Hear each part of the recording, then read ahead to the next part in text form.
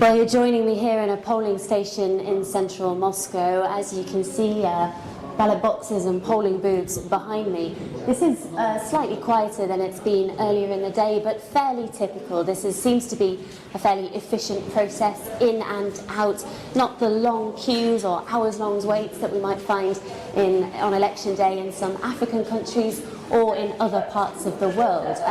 But this is a country, remember, with 11 time zones and with 110 million registered voters. So this is a big operation, and some of those districts in the far east of the country are already near the end of their election day. So we might even get some results from some of those districts within the next few hours or slightly later into this afternoon.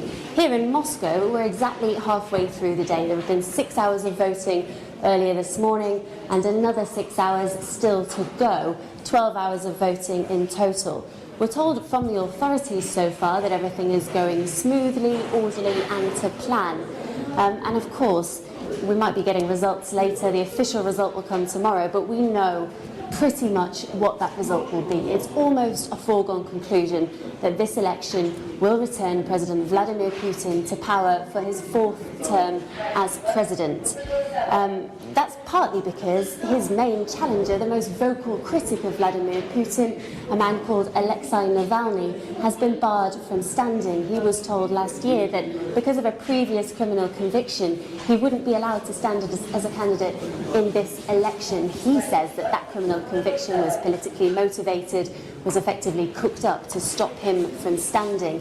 He's an interesting character because he has a large social media following. His YouTube videos, which he posts, get millions of hits, particularly among young people in the cities across Russia. And he has asked his supporters to boycott this election. He says it gives it legitimacy if people turn out, and they shouldn't come to vote if they don't want Vladimir Putin to return to power. There are some challenges in this election, though, who are trying to challenge Vladimir Putin. The closest rival is a man called Pavel Grudinin, who represents the Communist Party of Russia. He, though, only is projected by the state-run polling companies to get about 7 to 8% of this vote, so far less than Putin himself is predicted to get. There's also another interesting candidate, a lady called Ksenia Sobchak, who was a former TV personality, a former journalist, who's decided to stand as a candidate in this election, quite surprisingly. Although she has been in politics since 2011, people were surprised when she announced last year that she would stand. There has been some speculation that her campaign has in some way been approved by the Kremlin, in some way supported by Putin, and that's because her father was a big political figure himself, a mentor to Putin, a former mayor of St. Petersburg, so effectively a family friend of Putin in the past. But she has been fairly critical. She's seen as a very pro-Western candidate, fluent in English. She's even toured to the US today as part of her campaign over the last few months. So those are the main challenges. Also some familiar faces who've stood in elections past time and time again. 8 candidates in total. As I say, though, rather than the majority that Putin will win or the result itself, more interesting is the turnout, because many opposition supporters have been urged to boycott this election. News just in, though, in the last hour or so, is that this is predicted to have a record turnout. That's coming from both the official authorities, which says that so far at this point of the day we're seeing about 34% turnout, and also from one of the opposition monitors is also admitting that this could be a record turnout. So that's very interesting and not necessarily what was predicted in advance. The polling companies predicted in advance around 70% turnout, which the Kremlin would be happy with. It sees that the more people who turn out, the more legitimate this result. I mentioned opposition monitors, or there are also independent observers monitoring this election. Some of those, indeed, from South Africa. I spoke to their administrator just a few minutes ago. She told me there are 3 or 4 groups, mostly here in Moscow, monitoring this election, including 5 members of parliament who are representing the Speaker of Parliament in South Africa.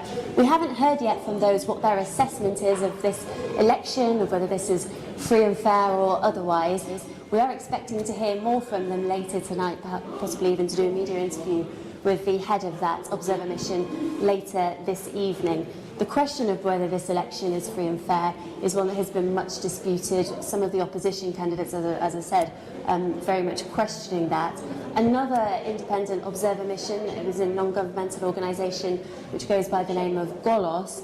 It has released information saying that so far it's had 1,200 calls to its hotline speaking of possible violations across the country. It's encouraging people to ring in if they see anything which they feel is untoward. Of course, it's difficult for journalists and others to verify any of that information yet, but they're saying they have had 1,200 calls. And they've also highlighted some irregularities which they claim they've seen on video feeds, including people stuffing ballot boxes and others.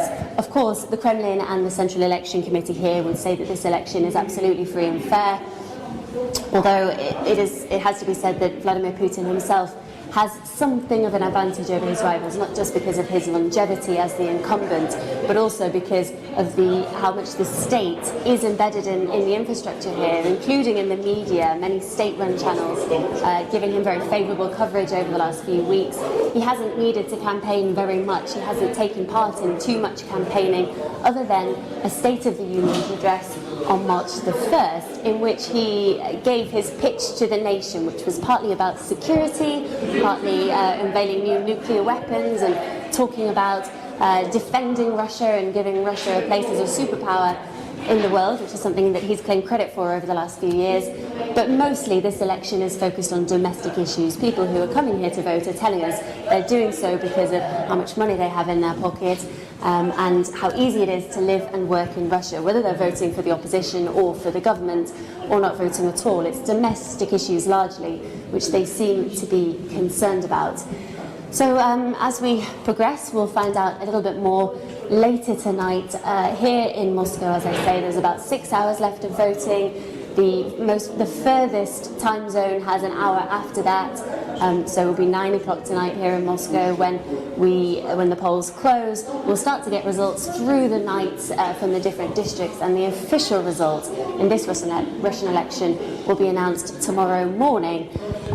But as I say, it's almost a foregone conclusion, and the next question will be exactly how much things change in the next 6 years of Vladimir Putin in power.